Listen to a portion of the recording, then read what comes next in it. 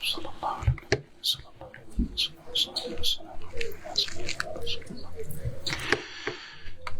الحمد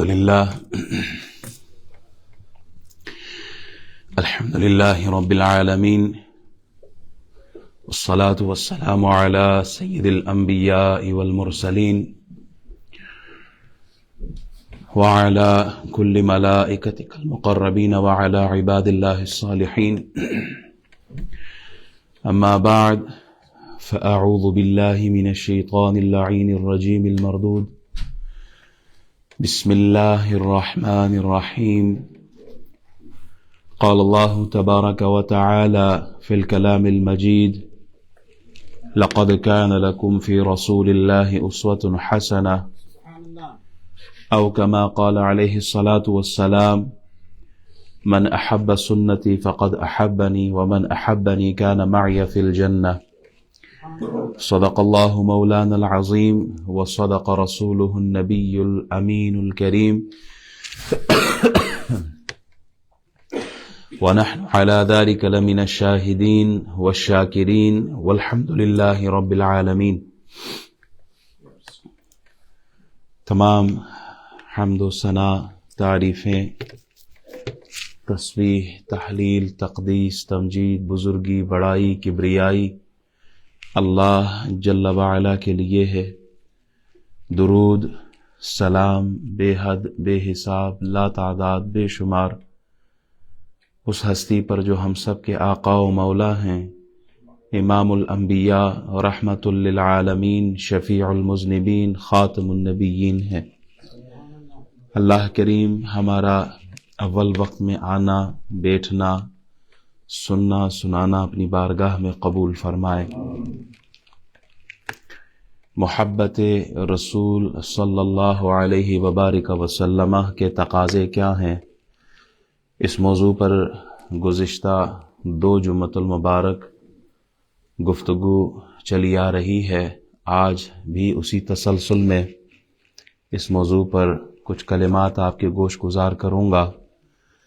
اللہ ہم سب کو قرآن مجید، فرقان حمید کی تعلیمات اور نبی پاک صلی اللہ علیہ وسلم کی محبت کو اپنے سینے میں سمونے کی اور جگہ دینے کی توفیق عطا فرمائے. امام غزالی فرماتے ہیں 3 چیزیں محبت کی سچائی کو ظاہر کرتی ہیں. محبت میں آدمی سچا ہے. 3 چیزیں ایسی ہیں کہ جو بتا دیتی ہیں. پہلی چیز یہ ہے کہ محب محبوب کی باتوں کو سب کی باتوں سے اچھا سمجھتا ہے. جو محبت کرنے والا ہے وہ محبت کرنے والے جس سے وہ محبت کرتا ہے اس کی باتوں کو سب کی باتوں پر پریورٹی دیتا ہے، ترجیح دیتا ہے. محب اپنے محبوب کی مجلس کو تمام مجالس سے بہتر سمجھتا ہے، اور محب اپنے محبوب کی رضا کو دوسروں کی رضا پر ترجیح دیتا ہے. امام شہاب الدین خفاجی رحمۃ اللہ علیہ فرماتے ہیں جو شخص کسی سے محبت کرتا ہے وہ اس کو دوسروں پر ترجیح دیتا ہے اور اس کے اقوال اور افعال کی موافقت کرتا ہے، اور جو شخص اپنے محبوب کی موافقت کو ترجیح نہیں دیتا وہ اپنے محبت کے دعوے میں جھوٹا ہے. والذین آمنوا اشد حبا للہ، قرآن مجید فرقان حمید سورہ بقرہ کی آیت نمبر 65 ہے. جو ایمان والے ہیں یہ اللہ سے شدید محبت کرتے ہیں، بے حد محبت کرتے ہیں، سب سے زیادہ محبت کرتے ہیں. اللہ کی محبت کی سب سے بڑی نشانی یہ ہے کہ بندہ رسول اللہ کی اتباع میں رہے، حضور علیہ السلام کی کامل پیروی، اطاعت، اتباع میں ہو. یہ اللہ کی محبت کی سب سے بڑی نشانی یہ ہے. جنید بغدادی رحمۃ اللہ علیہ فرماتے ہیں کوئی شخص بھی اللہ تعالی تک اس کی توفیق کے بغیر نہیں پہنچا. کوئی بھی اللہ تعالی تک پہنچا ہے نا، اس کی معرفت، اس کا پہچاننا، اس کی محبت میں رہنا، یہ بغیر توفیق من جانب اللہ ہو نہیں سکتا. اللہ کی توفیق ملتی ہے تب بندہ اللہ تک پہنچتا ہے، اس کی معرفت حاصل کرتا ہے، اس کی محبت میں رہتا ہے. اور پھر آپ فرماتے ہیں اللہ تعالیٰ تک پہنچنے کا جو واحد راستہ ہے وہ جناب محمد الرسول اللہ ہے، وہ حضور کی اتباع ہے، وہ حضور کی سنتوں کو اپنانا ہے۔ علامہ امام احمد قسطلانی رحمۃ اللہ علیہ فرماتے ہیں نبی پاک علیہ الصلوۃ والسلام کی محبت کی نشانی یہ ہے کہ آپ کی سنت سے محبت کی جائے، یعنی آپ کی سنتوں کو اپنایا جائے اور آپ کی حدیثوں کو پڑھا جائے۔ بلا شبہ حضور علیہ الصلوۃ والسلام جان ایمان ہے، آپ کی محبت جو ہے یہ ایمان کی جان ہے، اور اطاعت رسول اس محبت کا عملی مظہر ہے۔ ایک ہے رسول اللہ صلی اللہ علیہ وسلم سے محبت، اور ایک ہے اس محبت کا اظہار۔ محبت ایک چھپی ہوئی چیز ہوتی ہے جس کا تعلق دل سے ہوتا ہے، اور اس محبت کا اظہار کیسے ہوتا ہے؟ جب آدمی رسول اکرم نور مجسم شفیع معظم صلی اللہ علیہ وسلم کی سنتوں کو اپناتا ہے، تب جا کے اس کا اظہار ہوتا ہے۔ لقد کان لکم فی رسول اللہ اسوۃ حسنہ، اللہ تعالیٰ سورہ احزاب آیت نمبر 21 میں ارشاد فرماتا ہے کہ ایمان والو تمہارے لیے جو سب سے بہترین، کامل، مکمل، اکمل جو نمونہ ہے، جو رول ماڈل ہے کہ جن کی اتباع کی جائے، پیروی کی جائے، وہ ایک ہی ہستی ہے۔ وہ کون سی؟ جناب محمد الرسول اللہ صلی اللہ علیہ وسلم ہے۔ احباب، زندگی ایک نہ ایک دن ختم ہو جانی ہے، موت نے آنا ہے، سب نے اس دنیا کو چھوڑنا ہے۔ تو زندگی کے ان لمحات کو حضور علیہ الصلوۃ والسلام کی سنتوں اور آپ کی پاکیزہ اداؤں کی روشنی میں گزارا جائے، حضور علیہ الصلوۃ والسلام کی اداؤں کو اپنایا جائے۔ نہ جانے اللہ کو کون سی ادا پسند آ جائے، وہ ایک لمحے کی ادا آخرت میں کامیابی کا ذریعہ بن سکتا ہے۔ نبی علیہ الصلوۃ والسلام کی محبت کا تقاضا یہ ہے کہ آپ علیہ الصلوۃ والسلام کے طرز زندگی، طریقہ زندگی، جس طرح آپ نے زندگی گزاری ہے اس طرح زندگی ہم بھی گزاریں۔ جس قوم نے اپنے نبی کی اداؤں کو چھوڑ دیا، فراموش کر دیا، پسے پش ڈالا، اللہ نے اس قوم کو صفحہ ہستی سے مٹا دیا ہے، ان کا نام و نشان نہیں رہنے دیا۔ کن کا؟ کہ جو اپنی نبی کی اداؤں کو نہیں اپناتے، جنہوں نے اپنی نبی کی سنت کو، طریقہ زندگی کو چھوڑ دیا ہے۔ سنت ایک ایسا عمل ہے کہ اس کے بغیر فرض کی تکمیل بھی ناممکن ہے۔ کوئی شخص نماز جیسا فرض، نماز دن میں ہم کتنی دفعہ پڑھتے ہیں؟ ہم پتہ نہیں کتنی دفعہ پڑھتے ہیں، لیکن فرض کتنے ہیں؟ 5 دفعہ۔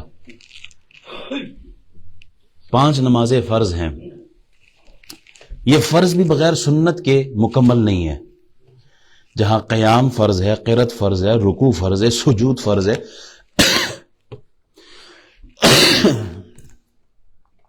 وہاں تعوذ، تسمیہ، ثنا، سبحان ربی الاعلی، سبحان ربی العظیم، سمیع اللہ لمن حمدہ، ربنا لک الحمد، یہ دعائیں، یہ ساری سنت ہے۔ فرض نماز بھی پڑھیں گے تو ساتھ سنت کا ہونا ضروری ہے۔ فرض تو بالغ ہونے کے بعد شروع ہوتے ہیں، جبکہ سنتیں تو پیدا ہوتے ہی شروع ہو جاتی ہیں۔ ایسا ہی ہے نا، بچہ جب پیدا ہوتا ہے تو روتا ہے، ڈاکٹر تو کہتا ہے کہ یہ خوراک مانگ رہا ہے، درویش کہتے ہیں خوراک نہیں، یہ اذان مانگ رہا ہے۔ بچہ پیدا ہوتے ہی کان میں اذان دی جاتی ہے، سنت ہے۔ سر، بال اس کے مونڈ دیے جاتے ہیں، یہ بھی سنت ہے۔ ختنہ، یہ بھی سنت ہے۔ عقیقہ، یہ بھی سنت ہے۔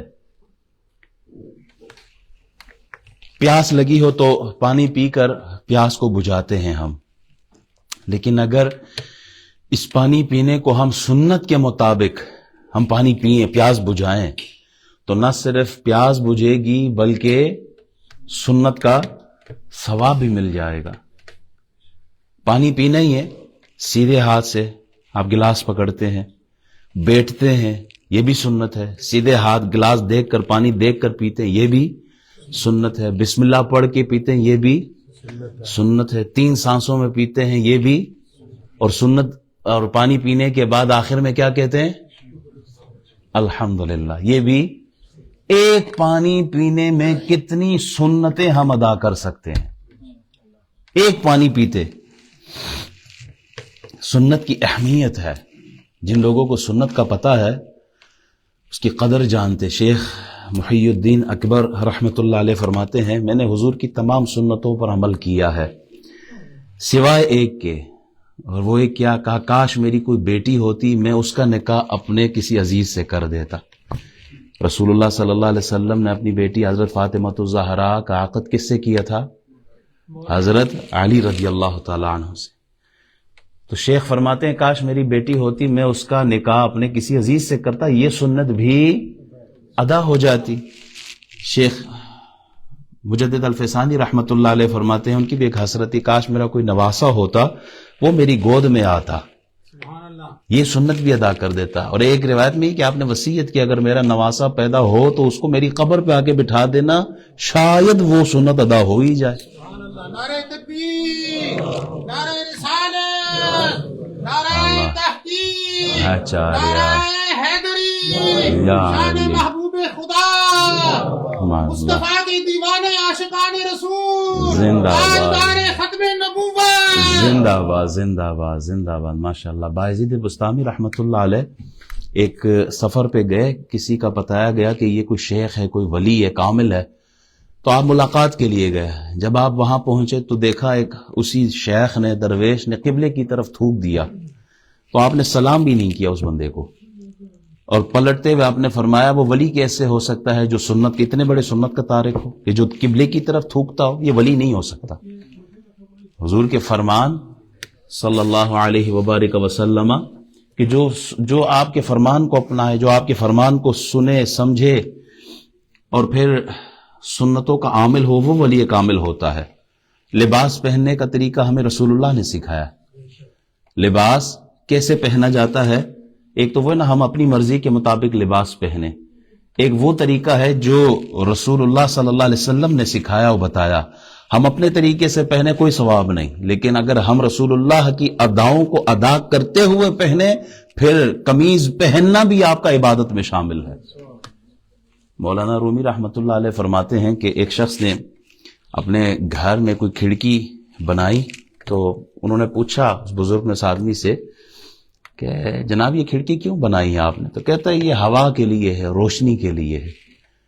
تو اللہ والے تو وہ تربیت کرتے ہیں. انہوں نے کہا کاش تیری نیت یہ ہوتی کہ سامنے مسجد ہے، مسجد سے اذان کی آواز آئے، اقامت کی آواز آئے، تلاوت کی آواز آئے، کھڑکی بنانا بھی تیرا اللہ تعالیٰ عبادت میں شامل فرما لیتا. کھڑکی ویسے ہی بننی تھی، لیکن اگر اچھی نیت کے ساتھ تو اس کھڑکی کو نسبت دیتا تو تیری یہ بھی عبادت میں شامل ہو جاتی، تجھے اس پہ بھی ثواب ملنا تھا. ایک باپ اپنے بچے کو جس طرح سمجھاتا ہے اس سے کئی گنا بڑھ کر رسول اللہ نے اپنی امت کو سمجھایا ہے، کئی گنا بڑھ کر حضور نے اپنی محبت کا اظہار کیا ہے. حضور کی تعلیمات میں سے ہے نا، سونے سے پہلے بستر کو 3 دفعہ جھاڑ لیا کرو، کوئی موذی چیز نہ ہو. جوتا پہننے سے پہلے اس کو چیک کر لیا کرو کہ اس کے اندر کوئی موذی چیز نہ ہو، کوئی ڈسنے والی چیز نہ ہو. اسی طرح آپ علیہ السلام فرماتے ہیں سونے سے پہلے چراغ کو بجھا لیا کرو. کیوں؟ ایسا نہ ہو چراغ کے جلنے سے گھر جل جائے. سونے سے پہلے جو برتن کھلے ہیں ان کو ڈھانپ لیا کرو. بعض اوقات ہوتا ہے ایسا آدمی سوتا ہے تو قریب جھگ رکھ لیتا ہے اپنے پاس پانی پینے کے لیے، کھلا ہوتا ہے، اس میں کوئی کیڑا گر جاتا ہے، انجانے میں چونکہ اس نے ڈھانپا تو ہے نہیں، وہ کیڑا ساتھ پی لیتا ہے. تو حضور کی تعلیمات کیا ہیں؟ حضور کی ادائیں، حضور کے فرمان، جو سنتیں حضور نے فرمائی اس میں امت کا فائدہ ہے. برتن ڈھانپ کر سویا کرو. شیخ سعدی رحمۃ اللہ علیہ نے انگلستان میں نقل کیا ہے کہ ایک علاقے کا بادشاہ تھا، اس نے نبی علیہ السلام کے غلاموں کے لیے ایک حکیم بھیجا مدینہ شریف کہ جب کوئی غلام بیمار ہو تو ان کا علاج کر لیا کرو. اچھا وہ حکیم اس محلے میں، اس علاقے میں، مدینہ شریف میں کافی عرصے تک رہا، مگر کوئی بیمار ان کے پاس نہیں گیا. وہ آیا حضور کی بارگاہ میں اور اجازت چاہی کہ مجھے اجازت دے ہی دیجیے، اور ساتھ میں سوال بھی پوچھ لیا، سمجھ نہیں آتی بندہ بیمار کیوں نہیں ہوتا یہاں پر. تو اسے بتایا گیا کہ نبی علیہ الصلاۃ والسلام کی تعلیمات کے مطابق یہ لوگ اپنے نبی کی بتائی ہوئی باتیں تعلیم پر عمل کرتے ہوئے اس وقت کھاتے ہیں جب ان کو خوب بھوک لگی ہوتی ہے. حکیم کو کیا بتایا گیا کہ رسول اللہ صلی اللہ علیہ وسلم کے امتی اس وقت کھانا کھاتے ہیں جب ان کو خوب بھوک لگی ہوتی ہے، اور اس وقت کھانے سے ہاتھ اٹھا لیتے ہیں کہ جب ان کو بھوک ابھی محسوس ہوتی ہے. بھوک کی حالت میں ہو تب وہ کھانا چھوڑ دیتے ہیں. اس وجہ سے بیماری ان کو نہیں لگتی. آج اگر آپ سائنس، میڈیکل، جدید طب اور ڈاکٹر سے جا کے پوچھیں نا تو سب ایک ہی مسئلہ بتاتے ہیں کہ کھانا ذرا حساب سے کھاؤ. وہ کسی نے کیا خوب بات کی کہ پہلے زمانے میں کھانوں کے لیے لوگ دوڑا کرتے تھے، آج کھانے کی وجہ سے لوگ ورزش کر رہے ہوتے ہیں، واک کر رہے ہوتے ہیں. اور نبی علیہ الصلوۃ والسلام کی تعلیمات ہے نا، رسول اللہ صلی اللہ علیہ وسلم نے اپنی امت کو کھانا کھانے کے آداب بھی سکھائے ہیں. کھانا کس طرح؟ بسم اللہ پڑھ کے کھاؤ، اپنے سامنے کے حصے سے کھاؤ، اور برتن کو صاف کر لیا کرو. ترمذی شریف کی حدیث ہے اور ابن ماجہ میں بھی یہ حدیث موجود ہے.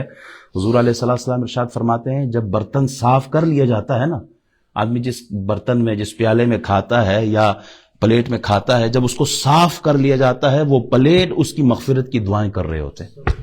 ترمذی شریف کی حدیث ہے. جس پلیٹ میں آپ کھاتے ہیں اس کو صاف کر لیا کریں. کہنا کیا چاہ رہا ہوں، آپ سب کے سامنے ہی ہے، شادی بیاہ کا موقع آتا ہے، ولیمے کا ماحول ہو یا کوئی پارٹی ہو یا آپ سیاسی جلسے دیکھ لیں جو آپ کی نظر میں ہے، کھانے کے لیے کہ نا کھانا کھل گیا ہے، اصل میں کھانا نہیں کھلا تو بندے کھل جاتے ہیں. جس طرح وہ دوڑ لگاتے ہیں کھانوں پر، اور پھر جو کھانے کے ساتھ ہوتا ہے الامان الحفیظ. رسول اللہ صلی اللہ علیہ وسلم نے یہ طریقہ تو نہیں سکھایا نا. کتنے بد نصیب ہے، 7 قسم کے ڈشز ہمارے سامنے ہوتے ہیں، لیکن ہم کیا کرتے ہیں ان کے ساتھ.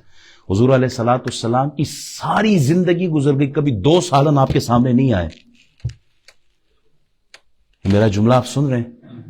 ساری زندگی رسول اللہ کی گزر گئی، 2 سالن اکٹھے آپ کے سامنے کبھی نہیں آئے. ہمارے سامنے کتنے سالن پڑے ہوتے؟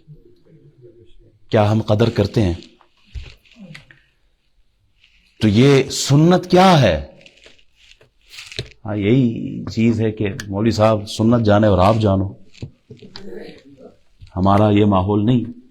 بہت ساری چیزیں جن میں اصلاحات کی ضرورت ہے. 40 دن اب یہ ناخن کاٹنا، 40 دن کے اندر ناخن کاٹنا ضروری ہے. 40 دن گزر جائے مکروہ تحریمی حرام کے قریب ہے.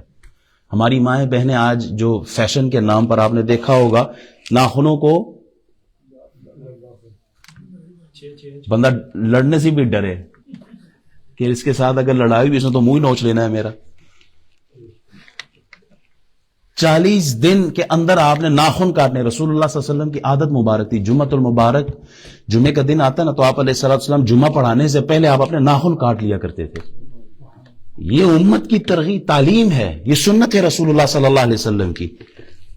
ہمارے ہاں مائیں بہنیں بیٹیاں انہوں نے فیشن کے نام پر ناخن کو لمبا چھوڑا ہوتا ہے. 40 دن گزر گئے تو یہ ویسا ہی مکروہ تحریمی ہے. پھر اس کے اندر جو جرمز آتے ہیں، جو میل آتا ہے، جو بیماریاں اس میں پلتی ہیں وہ الگ ہے. ناخنوں پر وہ نیل پالش لگاتے ہیں، بعض تو ایسے ہوتے ہیں جس سے وضو بھی نہیں ہوتا، نمازیں چلی گئیں. اگر ہم رسول اللہ کی سنت کو اپنائیں تو بہت ساری ایسی چیزیں ہیں کہ جس کو ہم بیماریوں سے بچ سکتے ہیں اور اللہ کا قرب ہمیں مل سکتا ہے. بے شک اگر ناخن پر ایسا آپ نے مٹیریل لگایا کہ اس کی اپنی تہ ہو، لیئرز ہو، پانی آپ کے وجود کو ٹچ نہ کرتا ہو تو وضو بھی نہیں ہے اور غسل بھی نہیں ہے. باقی آپ سب سمجھدار ہیں، ناپاکی کی حالت میں آپ رہیں گے. اللہ تعالیٰ دین سمجھنے کی توفیق عطا فرمائے. حضرت عائشہ صدیقہ رضی اللہ تعالی عنہا فرماتی ہیں کہ رسول اللہ صلی اللہ علیہ وسلم نے فرمایا مونچھیں کاٹنا اور داڑھی بڑھانا فطرت سے ہے. مونچھوں کو کاٹنا اور داڑھی بڑھانا یہ فطرت سے ہے. پھر حضور علیہ السلام فرماتے ہیں کہ مشرکین کی مخالفت کرو، داڑیاں بڑھاؤ اور مونچھوں کو پست رکھو، مونچھوں کو کاٹو. یہ بخاری شریف کی حدیث ہے. حضرت مغیرہ بن شعبہ بیان کرتے ہیں رسول اللہ صلی اللہ علیہ وسلم نے ایک لمبی مونچھ والے آدمی کو دیکھا. آپ نے بلیڈ منگوایا، کوئی ایسی چیز جس سے وہ کاٹی جائے، اور ایک مسواک منگوائی اور اس کے مونچھوں کو نیچے رکھی اور اوپر سے آپ نے وہ بلیڈ ماری اور اس کی مونچھوں کو کاٹا ہے. کس نے؟ رسول اللہ صلی اللہ علیہ وسلم. شعب الایمان حدیث نمبر 6446 ہے. یہ حضرت عمر بن عبدالعزیز سے پوچھا گیا نا کہ مونچھوں کی جو زائد بال ہیں سنت طریقہ کیا ہے ان کا، تو آپ نے فرمایا کہ یہ اوپر کا جو حصہ ہے نا ہونٹ کا، یہ نظر آنا چاہیے. جب آپ پانی پیتے ہیں تو مونچھ، کھانا کھاتے ہیں تو مونچھ. ہاں جملہ ہے نا، مونچھ نہیں تو کچھ نہیں. سنت کے مطابق اگر نہیں ہے تو پھر کچھ بھی نہیں ہے. واقعی ایران کے بادشاہ نے 2 قاصد بھیجے رسول اللہ صلی اللہ علیہ وسلم کے پاس. ان کی مونچھیں بڑی تھی اور داڑیاں کوئی نہیں تھی. نبی علیہ الصلوۃ والسلام نے ان کی طرف دیکھا نا تو آپ نے اپنا رخ انور پھیر لیا ان سے. فرمایا برباد ہو جاؤ. تمہیں یہ کس نے حکم دیا؟ کہتے ہمارے بادشاہ نے حکم دیا. حضور فرماتے ہمارے رب نے تو ہمیں داڑیاں بڑھانے کا حکم دیا ہے اور مونچھ کاٹنے کا حکم دیا. سوال یہ ہے، شاہ ایران کے جو قاصد تھے وہ تو تھے ہی کافر، ان پر تو ویسے بھی داڑھی والی پابندی کوئی نہیں، کافر تھے. جب اسلام ہی نہیں لائے تو پھر داڑھی کا کیا تقاضا ان سے؟ سوچنے کی بات تو یہ ہے، جو کلمہ گو مسلمان ہو، قیامت کا دن ہو اور اسی حالت میں بغیر داڑھی کے حضور کے سامنے جائے، اللہ نہ کرے، اللہ نہ کرے، اللہ نہ کرے، اگر رسول اللہ نے اپنا رخ انور پھیر لیا تو کیا بچا ہمارے پاس؟ کیا بچا ہمارے پاس؟ موت کا کوئی بھروسہ ہے؟ ہو سکتا ہے عصر کی نماز ہمیں نصیب نہ ہو، سامنے فرشتہ آ جائے. کیا ہم یہ چہرے لے کے رسول اللہ کے سامنے جا سکتے ہیں کہ کافر تو سامنے آئے، حضور اپنا رخ پھیر لے کہ یہ چہرہ ہی نہ دیکھوں جس پہ داڑھی نہ ہو؟ ہم کلمہ پڑھ کے رسول اللہ کے سامنے اس حالت میں جائے، حضور راضی ہوں گے؟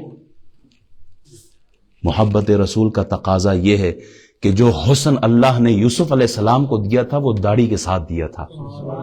جو حسن اللہ نے محمد الرسول اللہ کو دیا وہ داڑھی کے ساتھ دیا ہے. جو حسن اللہ نے 1,24,000 نبیوں کو دیا کم و بیش، وہ حسن داڑھی کے ساتھ دیا ہے. آج اس امت کو داڑھی میں حسن کیوں نظر نہیں آ رہا؟ غلامی رسول میں موت قبول ہے، غلامی رسول میں کاش ہمیں داڑھی بھی قبول ہو جائے. آمین. غلامی رسول میں ہمیں سنت مصطفیٰ بھی قبول ہو جائے. یہ وہ باتیں ہیں شاید تلخ ہوں لیکن حقیقت ہے. ایک صحابی کے چہرے پہ ایک داڑھی کا بال تھا، ایک. تو رسول اللہ صلی اللہ علیہ وسلم نے اس کی طرف دیکھا، اس صحابی کی طرف تو مسکرا پڑے. اچھا وہ صحابی دلی دل میں یہ سوچنے لگا شاید حضور میرے اس داڑھی کی وجہ سے مجھ پہ ہنسے ہیں، مسکرائے ہیں. گھر گیا تو وہ داڑھی کا بال نکال دیا. واپس جب حضور کی بارگاہ میں آئے تو نبی علیہ الصلوۃ والسلام کے چہرے پہ جلال تھا، غصہ تھا. یا رسول اللہ غصہ کیوں؟ کہا جو داڑھی کا بال تھا نا، فرشتے اس کے ساتھ کھیل رہے تھے، اس کے ارد و گرد تھے. حضرت طارق بن حبیب فرماتے ہیں حجام نے رسول اللہ صلی اللہ علیہ وسلم کی مونچھوں کو کاٹا نا، اس کے بعد داڑھی کا ایک بال تھا جو سفید تھا رسول اللہ صلی اللہ علیہ وسلم کا. اس نے جیسے ہی اس سفید بال کی طرف ہاتھ بڑھایا نا، رسول اللہ نے اس کا ہاتھ پکڑ لیا. ہاں نہیں، آپ علیہ السلام فرماتے ہیں جس مسلمان کا ایک بال سفید ہو قیامت کے دن وہ بال اس کے لیے نور ہوگا. ایک بال سفید ہو وہ بال کیا ہوگا؟ نور ہوگا. داڑھی سے محبت، رسول اللہ سے محبت ہے تو رسول اللہ نے تو داڑھی ساری زندگی رکھی ہے. احنف بن قیاس جو تھے یہ اکابر علماء میں، ثقہ علماء میں، تابعین میں سے ہیں. تو ان کی داڑھی آتی ہی نہیں تھی، یعنی اگتی ہی نہیں تھی، نیچرلی ان کی داڑھی نہیں تھی. ان کے شاگرد کہتے ہیں کہ اگر علاج سے ہمارے استاد کی داڑھی آتی تو ہم اپنے استاد کی داڑھی اگانے کے لیے 20,000 درہم و دینار خرچ کر دیتے. اسی طرح قاضی شریح بہت بڑا نام ہے، حضرت عمر کے زمانے اور حضرت علی کے زمانے کا چیف جسٹس ہے. ان کی داڑھی بھی کوئی نہیں تھی کیونکہ وہ اگتی ہی نہیں تھی. تو وہ بھی فرماتے ہیں کہ اگر مجھے داڑھی 10,000 درہم میں مل سکتی تو میں اسے ضرور حاصل کرتا. یہ وہ مسلمان تھے جو داڑھی اگانے کے لیے، داڑھی کے آنے کے لیے 10-10 20-20 ہزار درہم و دینار لگانے کے لیے تیار تھے۔ آج کا مسلمان اسی داڑھی کو کاٹنے کے لیے مال اپنی جیب سے خرچ کر کے اس کو نکالتا ہے۔ کسی ایک کے دل میں بھی داڑھی کی محبت بیٹھ گئی، سنت کی عزت اور قدر کی وجہ سے نہ صرف اس کی دنیا بنے گی بلکہ یہ میرے الفاظ بھی میرے لیے ذریعہ مغفرت اور نجات ہو سکتے ہیں۔ حضور کی محبت لوگوں کے سینوں میں ڈالنا یہی کمال ہے، یہی اصل ہے، اور یہ ساری گفتگو کا مقصد بھی یہی ہے کہ آپ کے دل میں حضور کی سنت کی محبت بیٹھ جائے۔ سکھ آپ دیکھتے ہیں نا، سکھ بھی تو اسی ملک میں رہتے ہیں۔ 2010 میں غالباً ایک ساتھی تھے یہاں اسی مسجد میں، مجھے اوپر والے حال میں وہ آ کے اوپر ملے، اب بھی ادھر ہی ہوتے ہیں، اسی مڈلز برا میں ہی ہیں، غالباً 2010 یا 11 کا دور تھا۔ تو آ کہتے ہیں قاری صاحب آپ نے جو تقریر کی نا، آج سے میں آپ کے سامنے نیت کرتا ہوں میں نے داڑھی رکھ لی ہے۔ وہ بندہ آج بھی داڑھی میں اسی محلے میں رہتا ہے۔ میں کہتا ہوں ہماری مغفرت کا کوئی نہ کوئی سبب بن سکتا ہے۔ آپ بھی کوشش کریں، اپنے بچوں کو تربیت دیں۔ وہ ساتھی کہتے ہیں یہ بڑا مشکل ہوتا ہے اس ملک میں داڑھی رکھنا۔ میں کہتا ہوں سکھ بھی تو اسی ملک میں رہتے ہیں، وہ اپنی پکڑ کے ساتھ رہتے ہیں، ہاتھوں میں کڑے ہوتے ہیں، لمبی لمبی انہوں نے یہ بال چھوڑے ہیں۔ اگر ان کی زندگی اس ملک میں گزر سکتی ہے تو ہمارے لیے کیوں مشکل ہے؟ ہم حضور کی محبت میں اس ملک میں نہیں رہ سکتے؟ ایک بندہ گیا نا ٹیٹو بنوانے کے لیے، جی شیر کا ٹیٹو بنایا، اس نے جو ہی سوئی چبوئی نا، کہتے کیا کر رہے ہو؟ کہتا ہے میں دم بنا رہا ہوں شیر کی۔ کہتا ہے اس کو بغیر دم کے بنا لو۔ ٹھیک ہے، انہوں نے پھر سوئی چبوئی، کیا کر رہے؟ کہتا ٹانگے بنا رہا ہوں۔ کہتا ہے یار شیر کی ٹانگے بھی رہنے دو، ٹانگے بھی رہنے دو۔ پھر سوئی چبوئی، کیا کر رہے؟ کہتا منہ بنا رہا ہوں۔ کہا اس کو بھی چھوڑ دو۔ انہوں نے کہا اٹھو ادھر سے، کیڑا شیر ہے جس کی نہ ٹانگے ہیں، نہ دم ہے، نہ منہ ہے، نہ سر ہے؟ یہ کون سا شیر ہے؟ یہ کیسا مسلمان ہے جو نہ فرض نماز پڑھتا ہے، نہ اخلاق رسول اللہ والے، نہ سنت رسول اللہ کی ہے، نہ حلال اور حرام کی تمیز ہے؟ کیسا مسلمان ہے؟ نعرہ تکبیر، نعرہ رسالت، نعرہ تحقیق، نعرہ حیدری، مصطفیٰ کی ادائیں، زندہ باد، غلام ہیں رسول کے غلام ہیں، رسول میں داڑھی بھی قبول ہے، جو ہونا عشق مصطفیٰ تو زندگی بھی فضول ہے، سنیو جو ہونا عشق مصطفیٰ، زندگی فضول ہے۔ ماشاءاللہ ماشاءاللہ، لقد کان لکم فی رسول اللہ اسوۃ حسنہ۔ ہمارے لیے بیسٹ رول ماڈل کیا ہے؟ رسول اللہ صلی اللہ علیہ وسلم ہے۔ حضور کے عبادات، حضور کے معاملات، حضور کی معاشرت، حضور کے اخلاقیات، جس طرح رسول اللہ نے زندگی گزاری ہے اسی کا تقاضا کیا جا رہا ہے۔ حضور علیہ الصلاۃ والسلام کی محبت میں، آپ کی محبت کا تقاضا یہ ہے کہ آپ کی سنتوں کو ادا کیا جائے، مساجد کو آباد کیا جائے، فرائض کو مکمل کیا جائے، حضور کی امت سے پیار کیا جائے، خندہ پیشانی سے ملاقات کی جائے۔ یہ ساری حضور کی ادائیں ہیں۔ حضرت ابو دردہ کی گھر والی اسے کہتی ہے آپ ہر وقت مسکراتے رہتے ہیں، لوگ آپ کو احمق سمجھیں گے، پاگل سمجھیں گے، اس طرح نہ کیا کرے۔ آگے سے انہوں نے جواب ارشاد فرمایا، فرماتے ہیں میں نے رسول اللہ کو جب بھی دیکھا ہے مسکراتے ہوئے دیکھا ہے، میں حضور کی اداؤں کو اپنا رہا ہوں۔ جس کی تسکین سے روتے ہوئے ہنس پڑے، اس تبسم کی عادت پہ لاکھوں سلام۔ حضرت عبداللہ بن عمر کے لیے آتا ہے کہ آپ بازار جایا کرتے تھے، ساتھی کو لے کے چلے گئے بازار، ایک دکان، دوسری دکان، تیسری دکان، ہر روز آپ کا معمول ہوتا تھا، بس بازار سے ہو کے آتے تھے۔ وہ ساتھی نے کہا حضرت کئی دنوں سے ساتھ جا رہا ہوں، مارکیٹ جاتے ہیں، خریدتے بھی کچھ نہیں ہے، جا کے واپس آتے ہیں۔ کہا تو نے نوٹ نہیں کیا، میں جہاں سے گزرتا ہوں جس کو دیکھتا ہوں سلام کرتا ہوں، جس دکان سے گزرتا ہوں لینا کچھ بھی نہیں ہوتا، صرف سلام کر کے نکل جاتا ہوں۔ میں تو سلام کی سنت کو پورا کرنے کے لیے جاتا ہوں، خریدتا کچھ بھی نہیں ہوں، لیکن حضور کی اداؤں کو اپناتے ہوئے میں سب سے پیار محبت کا اظہار کرتے ہوئے گزرتا ہوں۔ رسول اللہ صلی اللہ علیہ وسلم کا مزاج مبارک کیا تھا؟ آپ علیہ السلام کا مزاج تھا کہ آپ ملتے تو خندہ پیشانی سے ملتے تھے، جب بھی ملاقات کرتے تھے نا تو خندہ پیشانی کے ساتھ، میل ملاپ، آپ نے دوری نہیں اختیار کی، آپ قریب کیا کرتے تھے لوگوں کو۔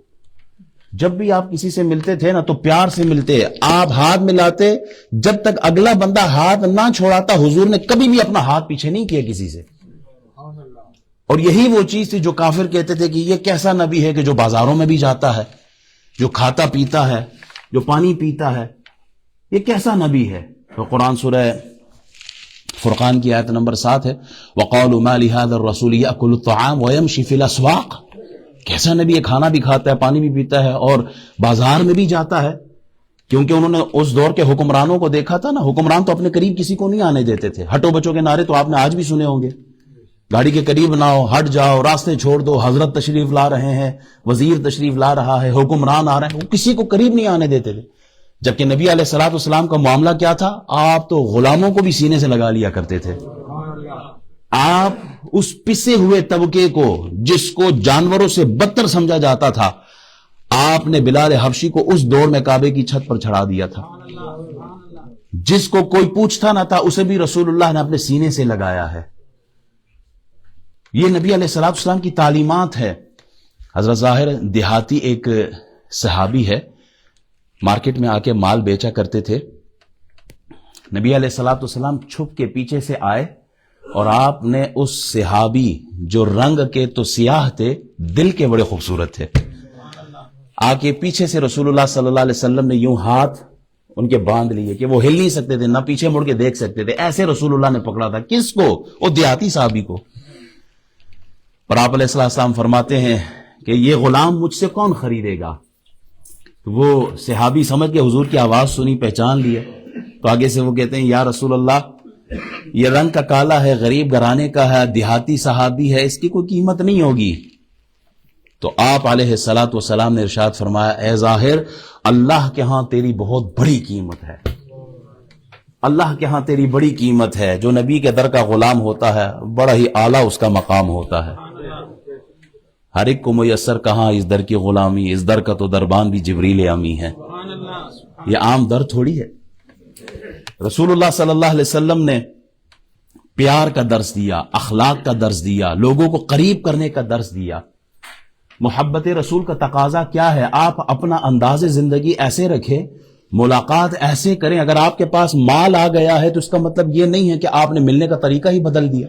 تھوڑا سا علم آ جائے تو کہتے ہیں جناب بس ہاتھ ملاؤ اتنی دور سے کہ مقتدی پیچھے اور امام کا کوئی پتہ چلے. نہ، رسول اللہ ایک عام صحابی کو گلے سے لگا سکتے ہیں تو مسجد کے مولوی صاحب کوئی آسمان سے اترے ہیں؟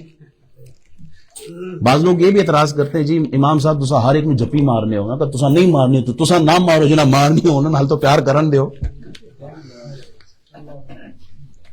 جو پیار کرتے ہیں ان سے تو پیار کرنے دیں.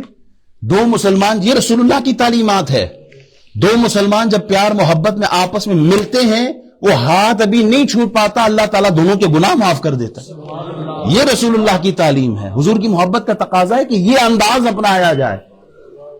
حضور یہی تو سمجھاتے ہیں کہ تم زمین والوں پہ رحم کرو، آسمان والا تم پہ رحم کرے گا.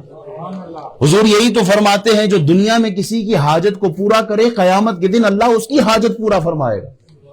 یہ کیا ہے؟ یہ محبت کے تقاضے ہیں کہ ان کو پورا کیا جائے. طائف کی وادی میں رسول اللہ کو پتھروں سے مارا گیا تھا. فرشتے آئے تھے نا کہ آپ حکم دیں ابھی پہاڑ ان کے اوپر گرا دیں. آپ نے فرمایا نہیں، اللہم اہد قومی فانہم لا یعلمون، اللہ میری قوم کو ہدایت دے، یہ مجھے نہیں جانتے، مجھے تو رحمت للعالمین بنا کر بھیجا گیا ہے. یہ محبت کے تقاضے ہیں کہ یہی انداز آج یہ امت اپنائے. حضرت جنید بغدادی دریا کے کنارے ٹہل رہے ہیں تو کچھ نوجوان تھے جنہوں نے دیکھا نا کہ جنید بغدادی کی ٹوپی ہے، عمامہ ہے، داڑھی ہے، تو وہ ذرا تنگ کرنے لگ گئے، مذاق اڑانے لگے، تانے دینے لگے. داڑھی والے کو دیکھ کے ویسے ہی لوگ تانے دینا شروع کر دیتے. تو وہ جب مذاق اڑانے لگے نا تو آپ کا ایک خاص خادم آپ کے ساتھ تھا. انہوں نے کہا حضور مجھ سے برداشت نہیں ہو رہا، اب یہ آپ کا مذاق اڑا رہے، ہاتھ اٹھائے، اللہ ان کو تباہ و برباد کر دے.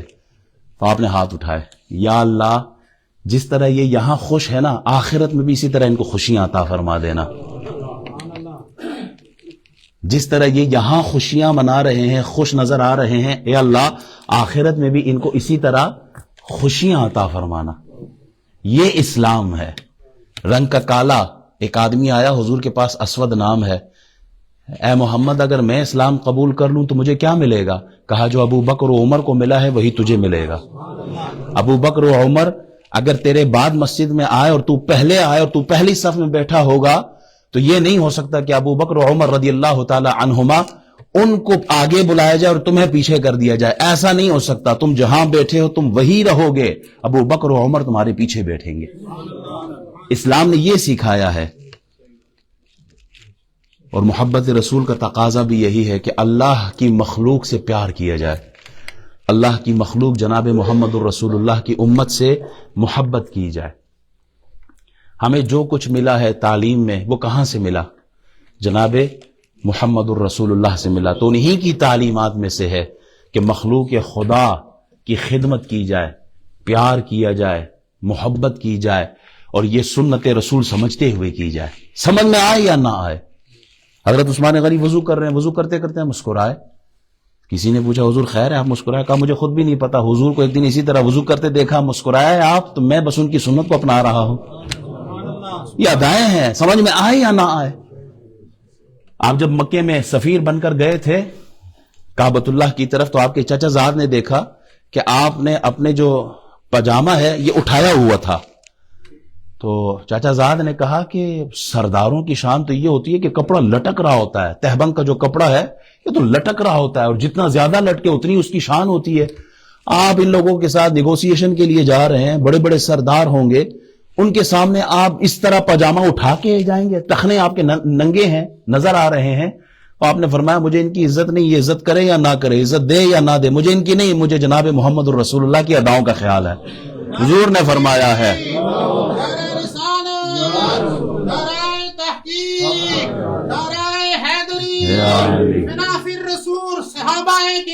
زندہ باد زندہ باد جنتی جنتی۔ حذیفہ بن یمان جب گئے نا، ان کے بادشاہ کے ساتھ دسترخوان پہ بیٹھے، لقمہ گر گیا تو آپ نے لقمہ اٹھایا، ساتھ والے نے کونی ماری کہ کیا کر رہے ہو، بادشاہ کے سامنے بیٹھے ہو۔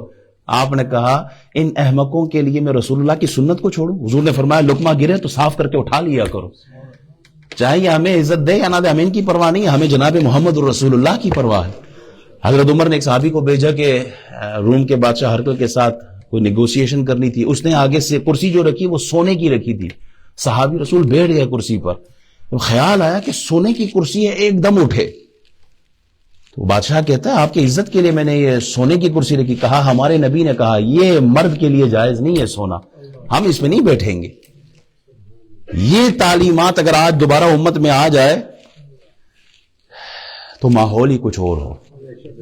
حضرت ابو ذر غفاری اپنے لیے جو کپڑا خریدا ایگزیکٹلی اسی طرح اپنے غلام کے لیے بھی خریدا۔ کسی نے کہا حضرت آپ وہ کپڑا پہنے جو آپ کا غلام بھی پہن رہا ہے، غلام کے لیے اتنے؟ کہا حضور نے فرمایا جو خود پہنو وہ ان کو بھی پہناؤ، جو خود کھاؤ وہ ان کو بھی کھلاؤ۔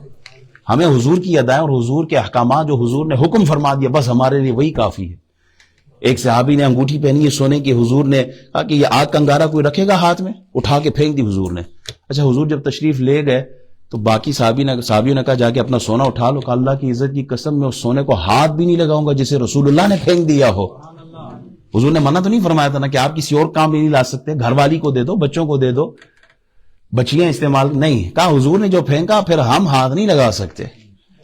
محبت رسول کا تقاضا کیا ہے کہ جن چیزوں سے رسول اللہ نے پیار کیا اس سے پیار کیا جائے، اور جن چیزوں سے رسول اللہ نے منع کیا بندہ اس سے منع ہو جائے۔ اللہ تعالیٰ یہی کیفیات، یہی جذبات اس امت کو ایک بار پھر عطا فرمائے۔ کل بو اسٹریٹ مسجد میں مدرسہ ضیاء القرآن میں ایک میلاد شریف کی محفل کا اہتمام کیا گیا ہے۔ علامہ قاری طیب صاحب مانچسٹر والے مفسر قرآن ہے، ان کا خطاب ہوگا، اور ہماری مسجد کے امام و خطیب جناب علی صاحب کا خطاب ہوگا۔ اللہ نے صحت دی، زندگی دی، تو چونکہ اس مسجد کے امام صاحب پاکستان چلے گئے، ان کے بھائی کا انتقال ہوا ہے، تو پروگرام چلانے کے لیے مجھے کہا ہے اگر اللہ نے صحت دی تو انشاءاللہ ضرور اس محفل میں خود بھی شریک ہوں گا، پروگرام بھی چلائیں گے۔ آپ تمام احباب سے گزارش ہے کہ کل بعد نماز ظہر بو اسٹریٹ مسجد میں جو جلسہ ہے اس میں ضرور شرکت فرمائیے گا۔ وآخر دعوانا الحمدللہ رب العالمین۔